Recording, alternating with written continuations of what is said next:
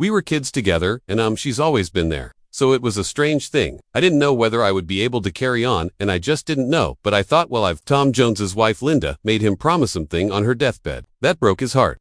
After 59 years together, she was dying of cancer. In her final moments, she begged him not to fall apart when she was gone. Linda died in 2016, and Tom kept that promise. But the cost was devastating. Now 85 and alone in London, he talks to her photos every night. His health is failing. He collapsed on stage in 2022. The loneliness is killing him slowly. What Linda asked him to do might have been the cruelest thing of all. Tom Jones was born as Thomas Jones Woodward on June 7, 1940, in Pontypridd, South Wales. He came into the world during a time when Britain was struggling through war and hardship. His father, also named Thomas, worked deep underground in the dangerous coal mines. His mother, Frida Jones, stayed home, trying her best to care for Tom and make ends meet. The family lived in a small terrace house on Laura Street. Life was tough. Money was always tight. The town echoed with the sound of coal trains, the clang of metal, and the voices of miners who, like Tom's father, worked long shifts for very little pay. But the streets of Pontypridd also rang with song. Welshors and hymns filled the air, and this music became the first sound Tom truly loved. Tom's father came home every night covered in coal dust, his fists lined with exhaustion. The work was dangerous. Explosions in cave-ins were common in the Rhondda Valley mines. Many miners, including Tom's father, worked 10 hours a day, often earning only a few pounds a week. Their home was cold, heated only by a small coal fire. Tom wore patched hand-downs, and the family often had to stretch what little they had to get by. Even after the war, rationing made life hard. Simple things like meat, sugar, and clothes were hard to find. Yet through it all, Tom watched his father's determination and his mother's quiet strength, and it filled him with a desire to one day make life better for them all. By the age of 5, Tom's voice was already turning heads. He sang in the church choir where even adults stopped to listen to his powerful voice. The church was the heart of the community, and music was everywhere. Tom's mother, despite having very little, always found a way to support his talent. She saved small coins to buy him records or bus fares so he could sing at local events. For Tom, standing on a stage was like stepping into another world. The music lifted him above the poverty and struggle. If only for a little while, those early performances gave him the confidence that would later help him take on the world. School was not easy for Tom. He struggled with undiagnosed dyslexia at a time when such challenges were misunderstood. Reading and writing were hard for him. Teachers often thought he was lazy, and he felt frustrated and lost. But at night, Tom found hope in music. He tuned into the BBC and listened to American blues and R&B. The voices of Mahalia Jackson, Little Richard, and Elvis Presley seemed to speak directly to him. Their passion, their sound, it all felt like a promise of a bigger, brighter world. He listened closely, copying their style, slowly creating a voice all his own. Music became his escape, his secret weapon against a world that didn't always understand him. As Tom grew, he never tried to hide where he came from. His coal mining background became part of his image. When he became famous in the 1960s, people saw him as the miner's son, who made it big through talent and hard work. Songs like It's Not Unusual made him a star. In 1965, fans loved that he stayed true to his roots. His deep voice and powerful stage presence felt real, shaped by years of struggle. And even after he became a global sensation, Tom often spoke about his past, reminding the world that his success came from his family's sacrifice and the strength of his Welsh heritage. At age 12, Tom's world changed again. In 1952, he was diagnosed with tuberculosis. Back then, it was a terrifying illness, especially in working-class towns like his. Tom was forced into quarantine for 2 years. He was shut away in a small room in his house, unable to go to school, play outside, or even hug his friends. His world shrank to 4 walls and a window. People were so afraid of the disease that neighbors avoided his house and family members wore masks and gloves when they brought him food. Every day brought coughing fits, fevers, and fear that he might not survive. From his window, Tom watched life go on without him. He saw his friends playing football and heard their laughter, but he couldn't join them. It was like being a prisoner in his own home. The loneliness was crushing, but it also fueled his will to live. He dreamed of the day he could be part of the world again. Music became his greatest comfort. His parents bought him a record player, and he spent endless hours listening to American rock, blues, and gospel. He sang along, loud and full of feeling. Filling the silence of his room, this was where his voice truly took shape, where the passion that would one day thrill millions was born. During this dark time, one bright light in Tom's life was Linda Richard. She was a local girl who would one day become his wife. Linda often passed his house, looking up at his window to give him a smile or a wave. Those small moments meant everything. To Tom, they gave him hope and made him feel less alone. Sometimes they exchanged notes through friends or family. Their bond grew stronger, even through glass and distance. School was never easy for him. He battled undiagnosed dyslexia and struggled to keep up. By the time he turned 16, he had lost all interest in education. He later said he cared more about booze and girls than books or exams. So at 16, he quit school without any qualifications. His parents were shocked. But to anyone who knew him, it seemed bound to happen. He was already wild at heart and drawn to the night. He worked whatever jobs could get. He hauled bricks on building sites. He went door-to-door selling vacuum cleaners.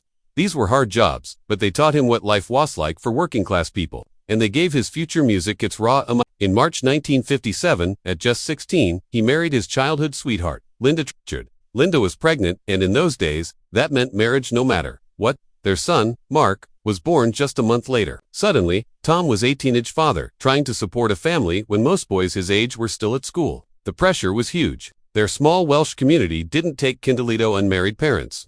Now Tom had to provide, and he did any way he could. He worked construction by day and shifts at a glove factory. He earned just $2 a week. He also worked at a paper mill and kept up with door-to-door sales. But it was that night that he truly came alive. He sang in pubs and working men's clubs. These gigs helped put food on the table. But more than that, they fed his soul. The smoky rooms, the rowdy crowds. They gave him a stage and a taste of the life he wanted. In 1963, things started to change. He became lead singer of a band called Tommy Scott and the Senators. Their old singer had vanished and Tom stepped in. The band lit up the South Wales club scene. Tom's powerful voice and wild energy made every show unforgettable. He would leap from the stage, whip up the crowd, and pour his heart into every song. They became local legends, but breaking into London wasn't easy. One night, Gordon Mills, a manager from London, who was also from South Wales, came to the club. The moment he heard Tom's powerful voice, he knew he had found something special. Mills made a deal with Tom's managers at the time, Godfrey and Glastonbury. They agreed to give up their rights in return for 5% of Tom's future earnings. This deal would later cause major legal fights. Mills moved Tom to London and gave him a new name, Tom Jones. The name came from the 1963 film, and it helped Tom appeal to both British and international fans. This wasn't just about changing a name. It was the start of a new life for the young singer. But Tom's first big step into music almost ended in disaster. In late 1964, his first single, Chills and Fever, was released. It flopped completely. The song had energy, and Tom's voice was strong, but it didn't catch on. No one bought it, and it didn't chart at all. The failure hit hard. Tom was broke. His wife Linda had to work in a factory to make ends meet. Tom was close to giving up. He felt lost and defeated. But Gordon Mills wasn't ready to quit. He got Tom to record a demo of a new song. It's not unusual. That song had been meant for Sandy Shaw. Tom begged for a chance to record it himself. Mills agreed. It was a lasso. If Chills and Fever had done even a little better, Tom might never have recorded the song that changed his life. It's Not Unusual came out in February 1965. The song took off like a rocket. By March 13, 1965, it hit #1 on the UK charts. In the US, it reached number 10 on the Billboard Hot 100. The bold brass sound, the energy, and Tom's voice caught everyone's attention. It wasn't just a hit. It made Tom Jones a star known on both sides of the Atlantic. Soon, he was on TV shows, like The Ed Sullivan Show. His life changed almost overnight. One song had turned a struggling singer into a household name. That same year, Tom's voice became tied to the world of movies. In 1965, he sang 2 major film theme songs. The first was What's New Pussycat, which showed off his fun side and reached number 11 on the US charts. The second was the James Bond theme Neverbod. The producers had planned to use a song called Mr. Kiss Kiss Bang Bang, but they changed their minds. They wanted a song with the film's title. Tom was brought in. When he sang the final note, he held it so long and with such force that he fainted. The room was spinning when he opened his eyes. Thunderball became his 3rd US top 40 hit. His strong, dramatic style made it one of the best Bond themes ever. These songs linked his nama forever to 1960s Hollywood and its glamour. By the end of 1965, Tom Jones had done the impossible. He was one of the most famous voices of the British invasion. In Las Vegas, he was earning $100,000 per week. That's nearly $1 million per week today.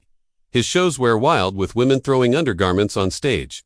In Vegas, he met stars like Elvis Presley and Frank Sinatra.